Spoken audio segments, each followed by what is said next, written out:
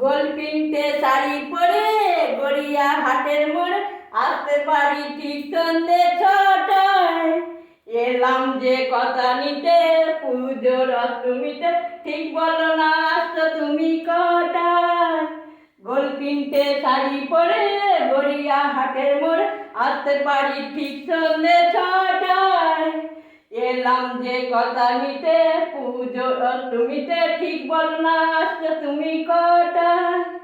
সত্যি করে বলো না, করোনায় আমার চলো না।